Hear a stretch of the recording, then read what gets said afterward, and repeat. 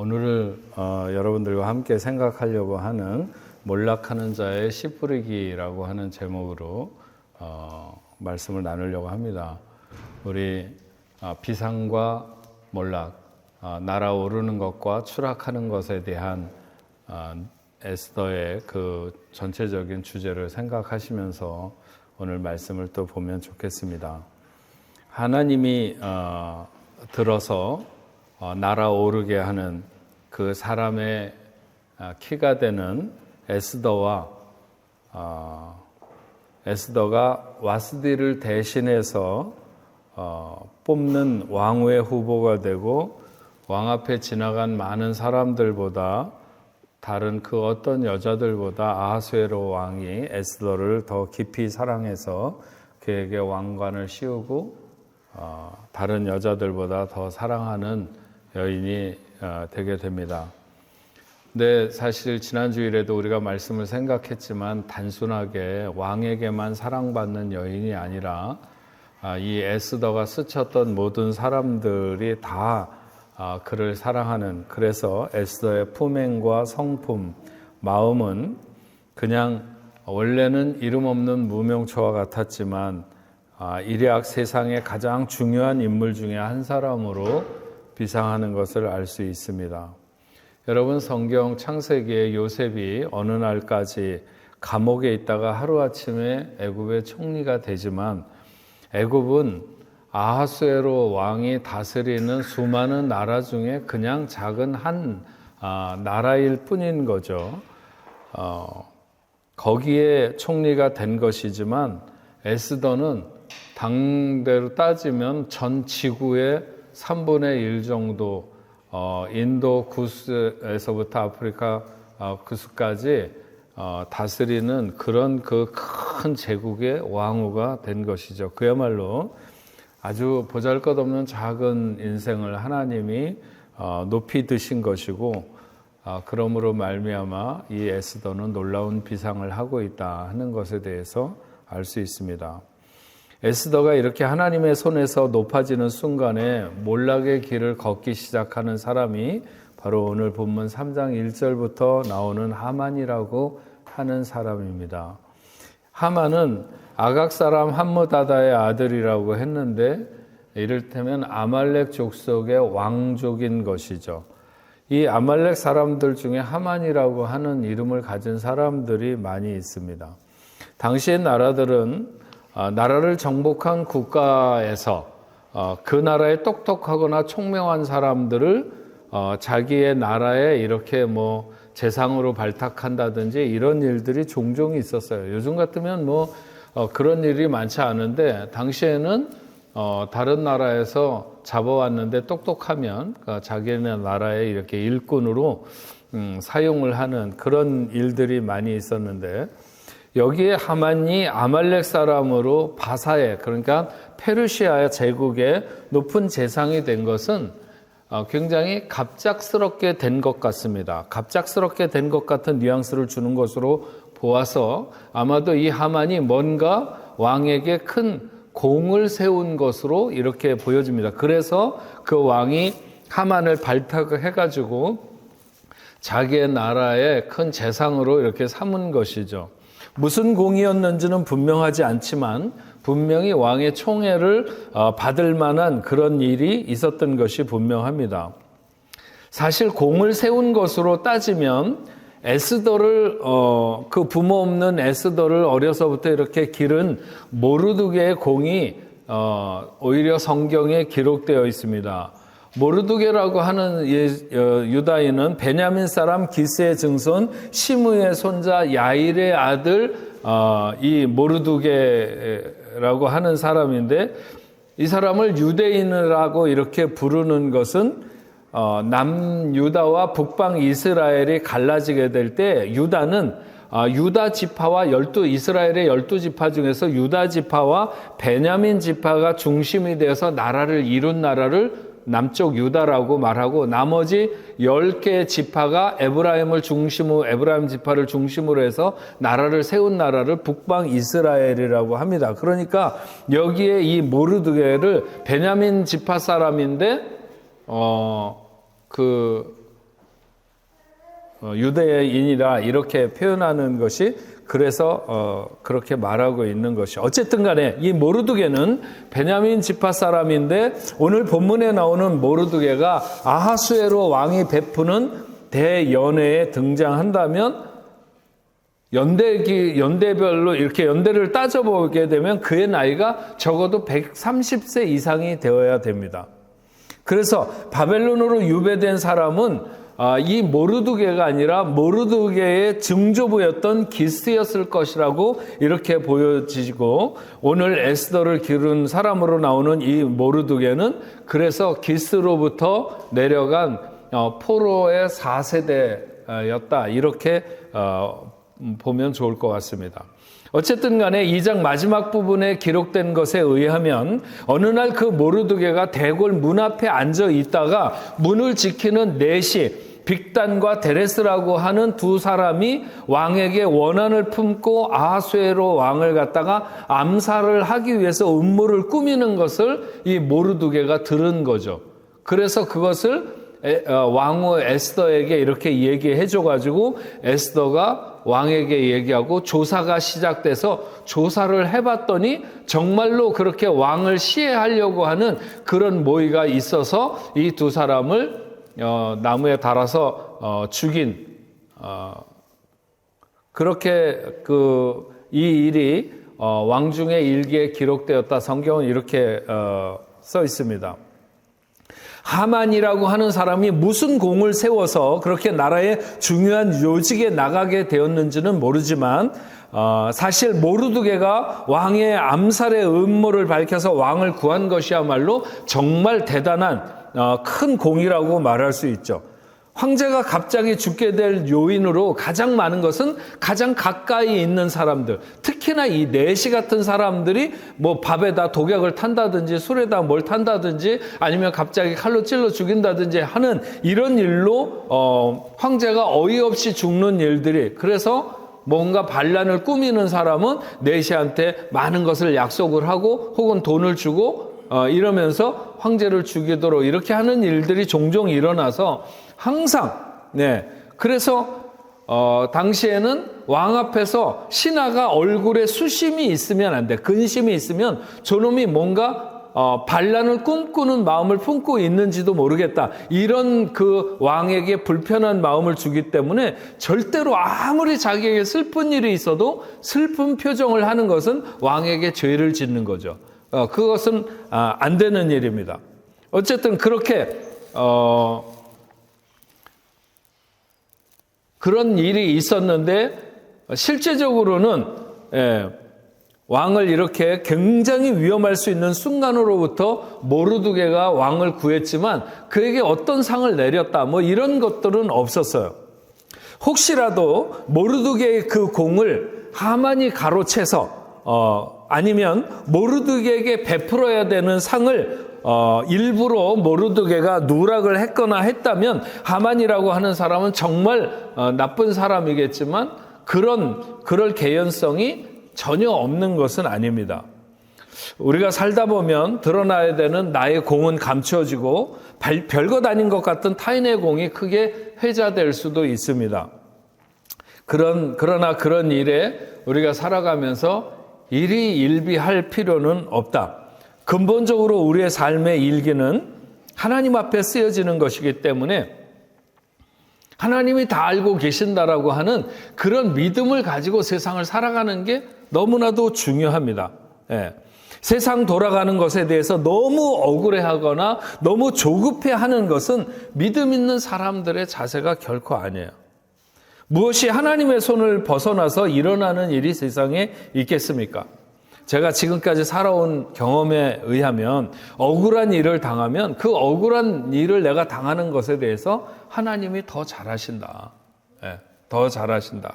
그런 믿음을 가지고 오늘 우리가 살아야 될 줄로 믿습니다. 왕이 하만을 높였을 때 왕의 모든 신하들이 하만에게 절을 하는데 이 모르드게라는 사람은 꿇지도 않고 절을 하지도 않고 분명히 뭔가 하만이 왕 앞에 제대로 신하가 제대로 된 신하가 아니라는 것을 모르드게가 느끼거나 알고 있었기 때문에 아마 모르드게는 하만에게 그렇게 절을 하지도 않고 그렇게 존경을 표하지도 않는, 모르드게가 인간성이 나쁘다거나 아니면 개인적인 불만이 있어서 그러기보다는 공적으로 하만이 그렇게 모르드게에 존경받을 만한 뭔가가 있는 것이 아니라 오히려 잘못된 점이나 그런 성품에 대해서 모르드게가 잘 알고 있었다고 봅니다. 하지만 모르드게가 그렇든지 아니면 안 그렇든지 하만이 알 리는 없어요. 수많은 사람들이 지나가는데 다 절을 하는데 그 중에 한 명 모르드게가 절하지 않았다고 그래서 그걸 살피면서 다니는 것은 아니니까. 근데 모르드게가 그렇게 절을 하지 않는 것에 대해서 그 사람들이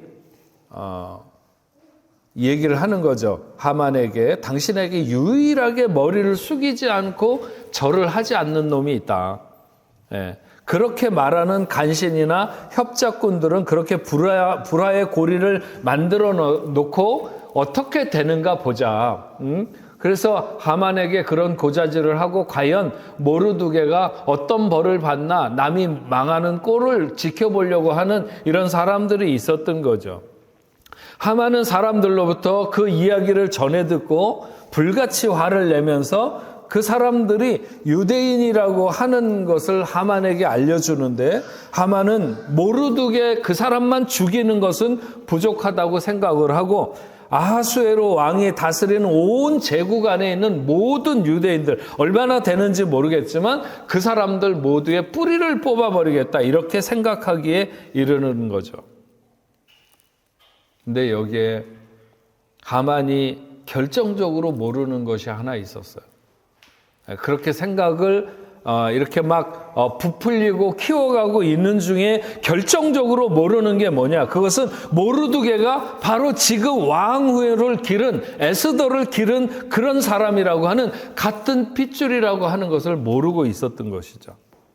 만약 알았더라면 그렇게 하만이 자기의 영향력을 극대화해서 유대인을 치겠다고 생각하지는 않았을까요? 오히려 반대로 어떻게 하면 그에게 아부를 하고 그에게 더 잘 보일까, 이렇게 생각을 했겠죠. 궁리를 하고. 우리는 아직 분명하게 그가 어떻게 무너지고 있는지 선명하게 아직 말씀에 나타나고 있지 않지만, 몰락하는 인생에 나타나는 징후가 무엇인가 하는 것을 분명히 드러내고 있고, 그것을 살펴보면서 우리는 그 같은 길을 가지 말아야 되겠다 하는 것을 오늘 생각을 하려고 합니다. 그래서 오늘 몇 가지 생각하려고 하는 것 중에 첫 번째로는 높이 오를수록 관대하라 하는 말씀을 여러분들에게 드리고 싶습니다. 왕의 높임을 받은 하만은 천하가 자기 것인 것 같았겠죠. 당시의 왕은 절대 정말 신이죠, 신.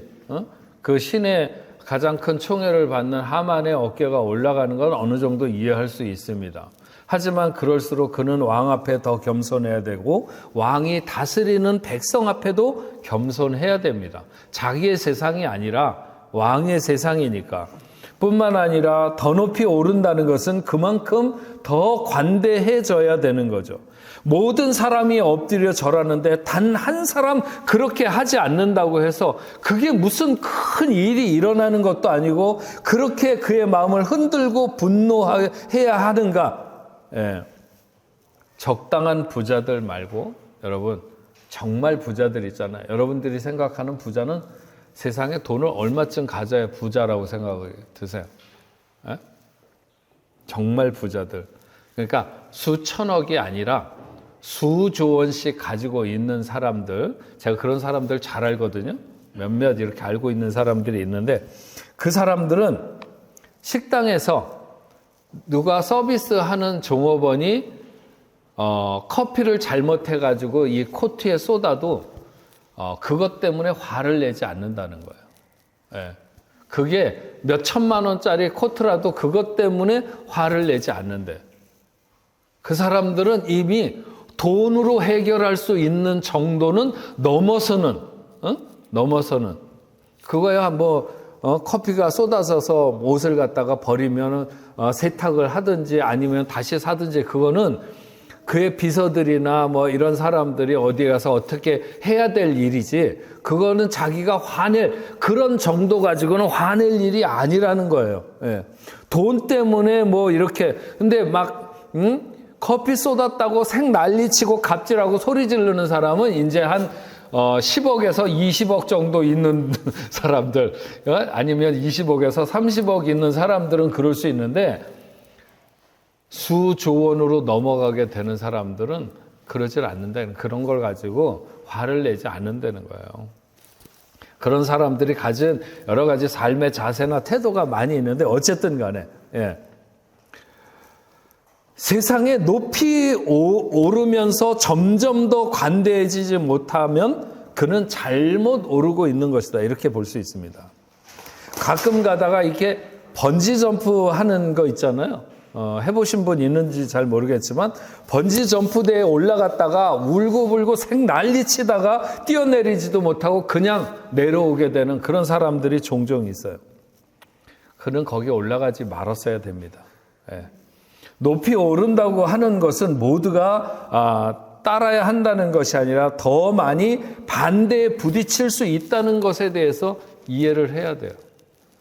충분히 그럴 수 있다고 하는, 그래서 뭔가 우리가 하나님의 일도 하는 사람은 반대하는 사람이라거나 부딪히는 사람 있을 수 있어요. 자기가 그만큼 높이 올라가면 모두가 다 따라야 되는 것이 아니라 반대하는 사람들이 더 다양하게 나타날 수 있다고 하는 것이죠. 특히 그리스도인의 자세가 그렇습니다. 교회에서 정말 눈꼴 사나운 게 좀 높아졌다고, 좀 많아졌다고, 좀 유명해졌다고, 좀 바빠졌다고, 좀 뭔가 할 줄 안다고 자기가 제일인 줄 아는 태도. 그리스도인은 항상 더 높은 자가, 더 많이 가진 자가, 더 유명한 자가, 더 바쁜 자가, 더 약자여야 한다고 가르치고 있어요, 성경은. 그런 우리가 되어야 될 줄로 믿습니다.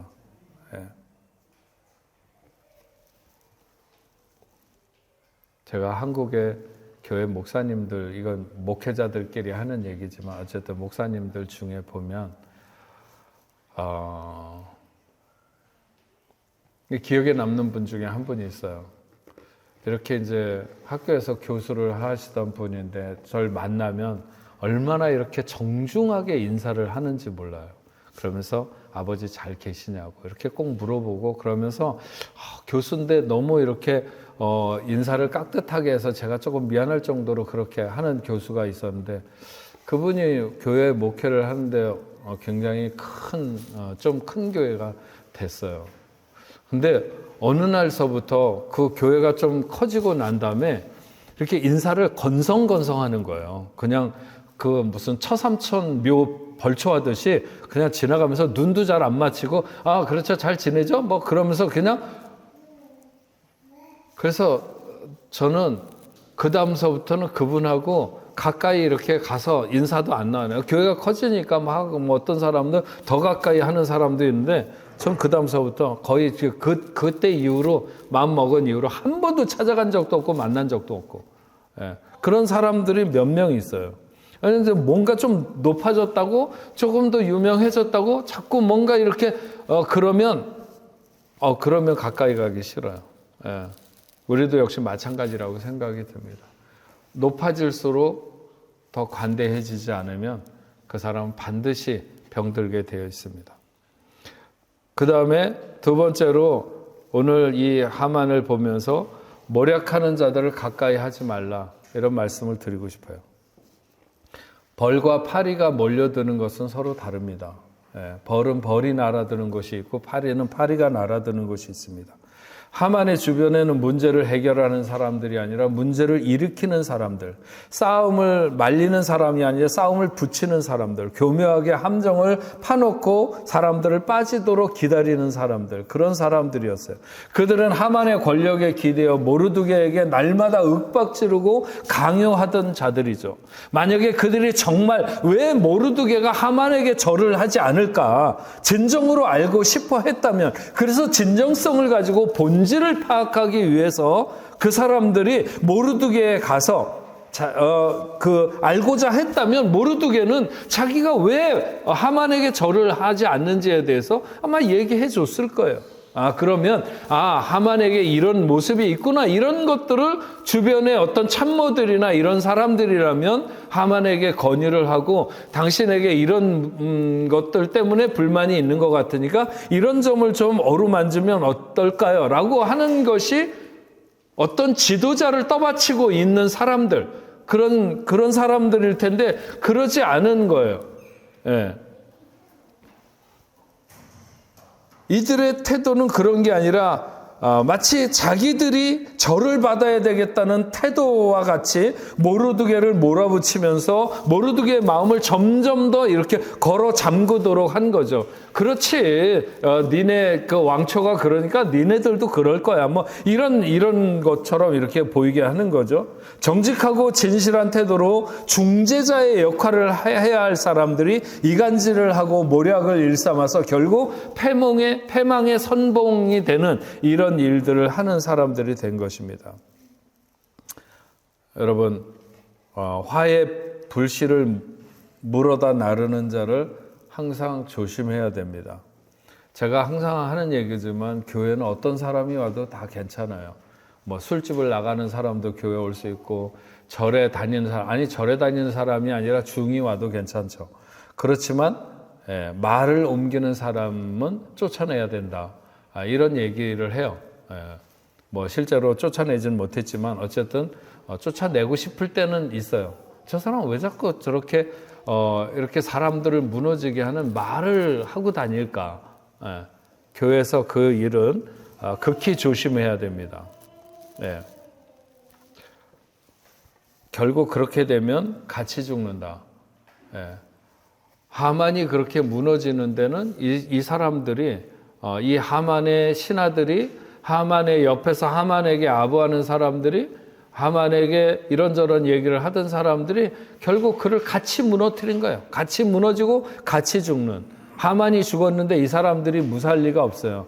모르드게에게 그런 얘기를 전화했던 사람들이 평탄할 리가 없어요. 그런 모든 사람들이 같이 하만과 더불어 무너지게 되는 거죠. 세 번째, 분노의 씨를 뿌리지 말라는 거예요. 분노의 씨를 뿌리지 말아라. 하만은 자기에게 절하지 않는 사람이 있다는 말을 듣고, 또 그가 유대인이라고 하는 말을 듣고 그만 죽일 것이 아니라, 그만 죽이는 것은 내 힘이 너무 없는 사람 같잖아. 그러니까 그 한 사람만 죽이는 것은 안 돼. 유대인, 제국 내에 있는 모든 유대인을 몰살하려고 마음을 먹는 것이죠. 그래야 될 정당성은 어디에도 없어요. 그가 잘못이 있으면, 모르드게가 잘못이 있으면 모르드게 그만을 버려야 되는 것이지 왜 유대인 모두를 몰살하려고 하는가? 그것은 자기가 가진 힘, 그것을 지금 분노에 실어서 확산시키려고 하는 거예요. 그렇게 자기 능력을 이용해서 분노를 극대화하는 것은 마치 봄에 농부가 씨를 뿌리듯이, 그렇게 씨를 뿌리는 거죠. 그러면 어느 순간인가 그것은 감당할 수 없는 수백 배, 수천 배로 돌아오게 됩니다. 지혜로운 사람은 분노의 문제에 부딪힐 때 분노를 작게 만들고 분노를 사그라지게 만듭니다. 그러나 어리석은 자는 마치 기회를 만난 듯이 불을 일으켜서, 우리나라 말에 빈대 잡다가 초가 삼간 태운다고 하는 말이 있는 것처럼 본말을 전도시키는 거죠. 하만의 몰락은 여기서 그 씨가 뿌려지기 시작하는 거예요. 아무도 아직 그가 가진 분노에 화를 입은 사람은 하나도 없어요, 지금. 하지만 이제 자신의 몰락의 형상이 그 모습을 드러내기 시작할 거예요. 반드시 그렇게 되도록 메커니즘이 되어 있는 거죠. 가끔 그렇게 하는 것이 자신의 능력을 10분 발휘하는 것이라고 잘못 생각할 수도 있어요. 타락의 단초는 엄청나지 않아요. 예. 우리 노 목사님이 사는 집이 그 앞에 길이 에밀 졸라예요. 에밀 졸라.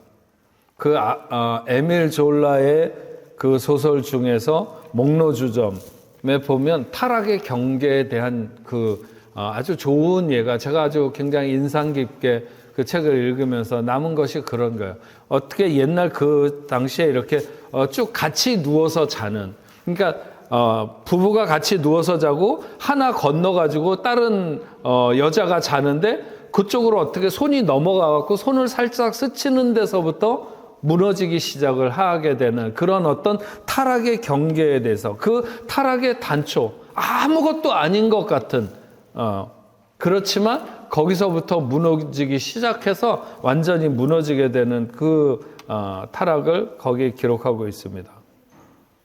작은 곳에서부터 죄로 넘어가게 되는. 하만은 단순히 분노하는 것이 아니라 몰락의 씨를 뿌리고 있는 거예요. 지금 그것이 어떤 열매가 되어서 자기에게 돌아올지 알지 못하면서 마치 그것들을 뿌리고 있는 거죠. 예. 우리도 자주 넘어지고 빠지는 함정이라고 생각합니다.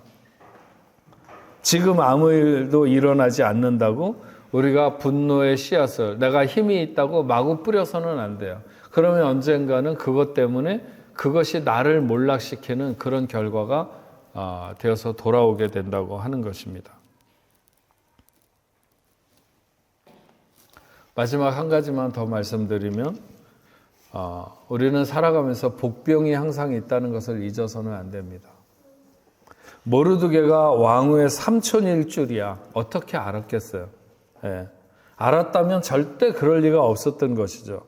그러나 세상에 그런 기가 막힌 알려지지 않는 사실이 존재한다고 하는 것이죠. 모르드게는 어떤 일정한 시점이 오기까지 같은 핏줄인 것을 에스더에게 알리지 않도록 했어요. 그것이 여러 가지로 좋겠다. 그래서 그가 그 왕으로 그 선발하는 과정에 나갈 때에도 누구의 집안에서 어떤 민족의 자녀로 이렇게 그들이 살아가고 있는지 이런 여러 가지 것들에 대해서 얘기하지 않도록 했어요. 그래서 아마도 누군가 내시들이 왕을 살해하려고 하는 이야기도 그래서 아마 우연히 들을 수 있었을 거예요. 만약에 그가 그런 유대인이고 뭐 어쩌고 저쩌고 하면 그런 얘기가 그에게 안 들렸을 수도 있는 거죠. 그래서 우리는 늘 생각해야 됩니다. 우리 눈에 보이는 것이 전부가 아니라는 사실을 누구보다도 우리가 잘 알아야 합니다. 우리는 세상과 다르게 하나님을 믿는 사람들입니다. 단순하게 보이는 대로 판단하고 말하고 해서는 결코 안 된다고 하는 것이죠. 부자 얘기했는데, 제가 조금 전에 부자 얘기했는데, 우리 교회에서 누가 가장 부자일까요? 응? 우리 교회 누가 부자예요? 제가 우리 교회 대충 알거든요. 어떤 사람은 어느 정도 재산을 가지고 있다 이런 걸 대충 아는데, 우리 교회에 누가 제일 부자인 줄 아세요? 모르시죠? 뭐 그런 거 별 관심 없을 수도 있고, 그렇긴 한데 우리 교회 제일 부자는, 여러분 한번 이번 주일날 찾아보세요. 가장 허술하게 옷 입고 다니는 사람, 가장 낡은 옷을 입고 다니는 사람, 제가 알기로는 그분이 제일 부자예요. 우리 교회. 깜짝 놀라실 거예요. 어떤 사람이 얼마나 부자인 것을 알면. 우리의 생각과 하나님의 생각이 다른 것을 안다면 우리는 항상 복병이 있다는 사실에 대해서 세상 앞에 겸손할 줄 알아야 돼요. 하나님 앞에서도 겸손하게 받아들여야 되고, 매사에 자기를 드러내기보다는 오히려 감추고 낮추는 우리가 되어야 될 것입니다. 비상하는 자는 그 땅을 차오르는 순간까지 지하 컴컴한 곳에 있는 것처럼 그렇게 있을 수도 있어요. 마치 거름더미 위에 올려져 있는 것 같을 수도 있지만, 어느 날 하나님이 높이 드실 때 그때 날아오르는데, 그 수직적인 상승이, 여러분 그런 거 있잖아요. 이렇게 뭐랄까, 이렇게 쭉 완만하게 올라가다가 어느 순간인가 그 뭐라고요? 무슨 키핑 포인트라고 그래요? 그냥 딱 꺾어져서 수직으로 올라가기 시작하는 마찬가지로 요셉이 그랬고요. 그 다음에 에스더가 그렇고 정말 하나님이 그를 끌어올리시는데 사람의 눈에 잘 안 보일 때까지 끌어올리시는 것처럼 그렇게 비상하게 하시는 그런 놀라운 역사가 있는 것처럼. 예. 여러분 우리가 살아가면서요 항상 하나님의 어떤 솔루션이 있다는 사실에 대해서 잊지 않고 살아가는 사람이 믿음의 사람들이라고 생각합니다. 내 힘으로 다 된 것 같지만 하나님이 막으시면 다 된 것 같은 순간에도 엎어질 수 있고 내 힘으로 내 능력으로 내 예상으로 내 생각으로 내 계산으로 다 안 되는 것 같아도 마치 홍해 앞에 바다가 열려지는 것처럼 아무도 생각할 수 없었던 그 순간에 그 바다를 열어서 길을 내시고 요단강을 열어서 길을 내시는 하나님의 놀라운 능력이 그런 어떤 솔루션은 하나님이 가지고 있는 것처럼 우리는 우리의 인생에도 복병이 있는 것 앞에 늘 감사해야 돼요. 다 된 것처럼 오늘 하만이 이제 너희들은 다 죽었어. 다 죽었어. 그러고 막 아마 마음에 이렇게 부푼 가슴을 키웠겠지만 그러나 바로 앞에 에스더가 바로 그 모르드게와 그런 삼촌과 조카의 관계라고 하는 것을 그는 모르고 있었고 그 때문에 결국은 자기의 인생이 몰락하게 되는 이런 일을 만나게 되는데 여러분 오늘 말씀 속에서 우리도 역시 마찬가지로 복병이라고 하는 것이 꼭 나쁜 뜻만이 아니라 하나님께서 또 다른 길을 가지고 있는 것에 대해서 우리가 믿음을 가져야 되고 뭔가 내가 잘 나간다고 그것으로 다 된 것처럼 생각하지 말고 그 앞에도 언제든지 나를 가로막을 수 있는 것이 있다는 사실로 우리는 겸손하고 낮은 자세로 오늘 살아가는 저와 여러분들이 될 수 있기를 바랍니다. 우리 흩어져서 9시까지 기도하겠습니다.